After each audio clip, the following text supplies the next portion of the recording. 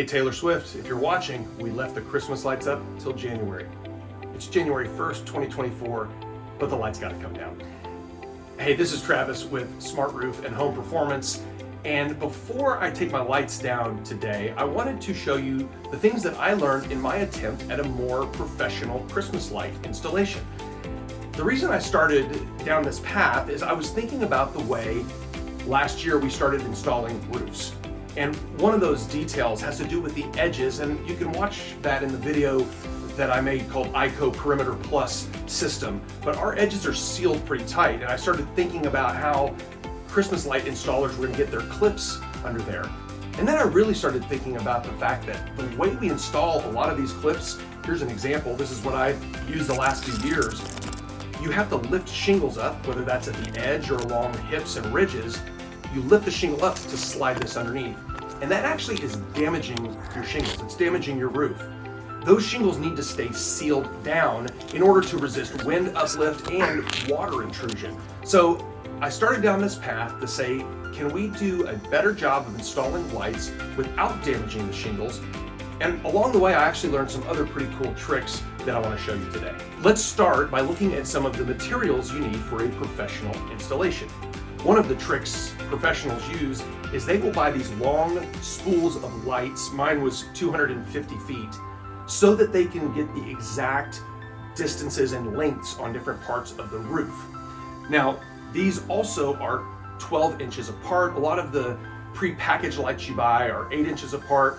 I like the 12 inch. They also, you can get 18 inch apart if you have a really massive house.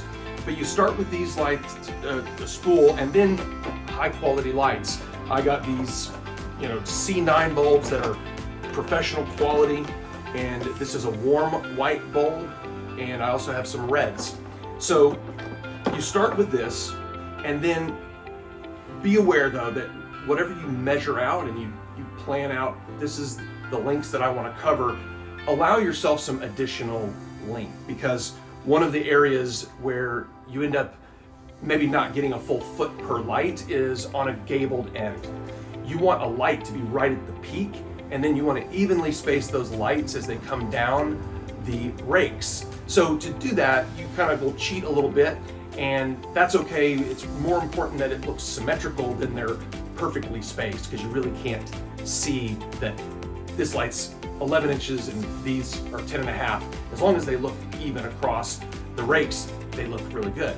So you start with that, and then let's look at the different clips. I actually used 3 different mounting methods, and I'll show you what I mean. The first is, this is absolutely my favorite. These are called the Ridge Clip. You can get these online. I actually got these from Ace Hardware. But the great thing about this clip, and you can see this on the roof, is that you can get the light perfectly straight up and down, and you can get it mounted to a ridge, which is what I have, or even to hip shingles, and you can space them well, and you can do it without damaging the shingles. So this is a big time winner. If you want to put lights on hips and ridges, you gotta use these. The next thing I used, well, really the other 2 methods, both involved hot glue. So I ended up buying this battery powered hot glue gun from Harbor Freight, like 20 bucks. And then I used these clips on my rake edges. And it's just a clip. These are clips you could actually screw into something if you wanted to as well. But I used the hot glue, clipped the light in, and I ran into some issues with these. And I'll show you that on the roof. I also, for the lights that were going onto my gutters, instead of clipping underneath the shingles, I wanted to mount them on top of the gutters. And because I have gutter screens, I couldn't use any clips that clipped to my gutters. So I decided to glue them directly to the gutter. Now, I had mixed results with this, because some of them stayed up and they did fine, and it was really easy to do, but there were more than a few times that I had to get back up on the roof and glue them again. Some of that had to do, I think, with conditions. Some of the things I would do differently is number one, I would use a hose beforehand, and just a simple garden hose, and just spray off any metal that I'm gonna glue to. So I glued to my drip edge on the rakes, and I glued to the gutter guards. And I would probably spray that off, let that get nice and dry, and then on a day that is nice and dry and not too cold, do the installation. I think I would have better results, but we'll see. If you know a better way to do it, if you know a lot about how to use hot glue and metal, and you have some tricks, drop those in the comments. The next thing I want to show you might be my favorite part, and it's really the flexibility that comes when you use this method.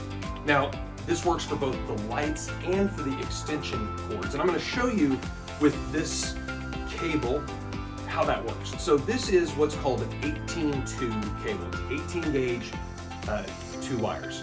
And it's the same size wire that's on the spool of lights. Now what was interesting, I found out, I got this online, but I found out later during the holidays, Ace Hardware carries this, which is awesome.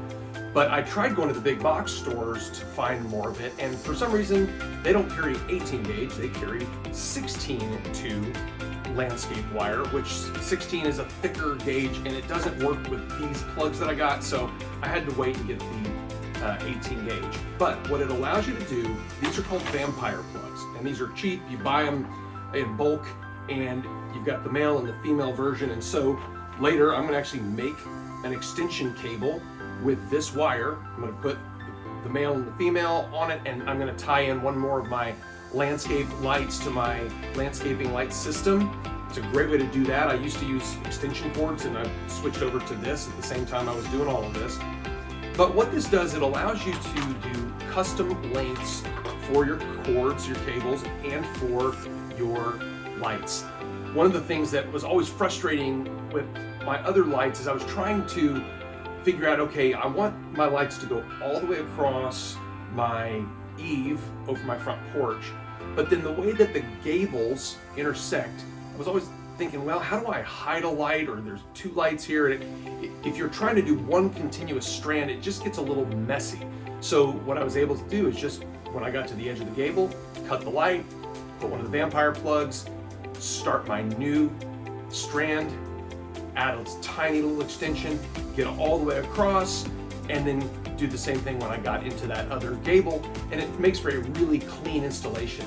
The other thing it does is it allows you, if you later want to come back and say, you know, I want to put lights in another place, which is what I did. We got everything up and I liked it, and I thought, you know, I want to add lights to just add dimension to the house. I'd like to add lights along this outside rake and across this lower ridge. All I had to do was put a female vampire plug in line with what was already existing, and it tied in perfectly. And the number of lights, you have to look at the rating, but you could get several hundred of these C9 bulbs on one outlet. So you can get a lot of stuff on there. The other thing it allowed me to do is some really cool cable management.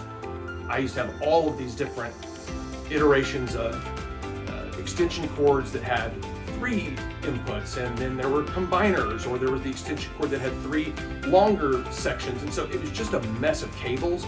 I cleaned that up a lot. And so one of the ways, like here on my front porch, where I had the Christmas tree on one side and a nutcracker, and I had that on each side, was able to make custom cables so that I could tie those in together. And then when it gets over to the outlet, where I'm using a Yo-Link smart switch, that's how I tie everything into my programming and my automation that I created for the Christmas lights.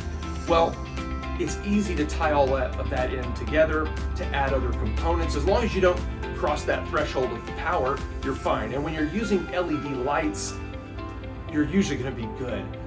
There could be some things like some of the blow-up devices and the nutcrackers. You just got to be sure that you're not putting too much amperage, asking for too much amperage on one circuit, although you could spread that to another circuit and it would be fine.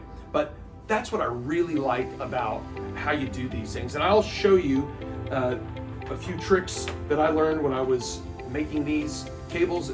They're really easy to make, and man, I'm not going back when it comes to this. But you have all that flexibility to tie things together, add things in later, and I really like that about it. Now, I want to wrap up in just a minute, but before I do, I want to show you how easy it is to make the cable. So let me show you that, and then we'll wrap up. Tools are simple here. needle nose pliers, and a pair of channel locks. Then you take the wire. This is hard to see, but there's a smooth side to this wire and a rough side. The smooth side is your hot, and then when you look at your plug, the narrower plug is the hot one, and the wider one is the neutral. So my brain always plays tricks on me while I'm doing it, so I'm always finding, okay, I got it lined up, and then there's little spikes in there. So once you get it in here, kind of press down on it a little bit, and then take this, slide it on. You can usually get it most of the way, and then just to get it nice and tight, just channel locks. Boom. All right, now there's our male end. When we get to our female end, we do the same thing. Now, what I could do if I was making a shorter cable, just use this to cut the wire. And the other thing I want to show you about these female cables is, or female vampire plugs, is there's this little tab here that if I wanted to put this in line somewhere, I could. I just break off that little tab. But since I'm putting it at the end of the cable, I don't need to do it. So once again, I'm just locating my hot wire, the smooth, and the smaller opening, getting those lined up. Give it a little squeeze. And then we add it here.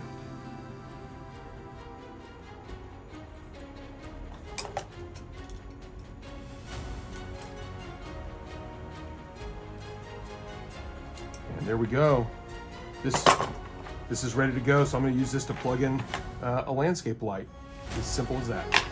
As I wrap up today, I want to invite you to engage in the comments if you have any questions, or if you've got something to share, maybe a different technique, a different clip, something that you've used, we'd love to know about that too. Well, that's going to do it for me today. I hope to see you again soon.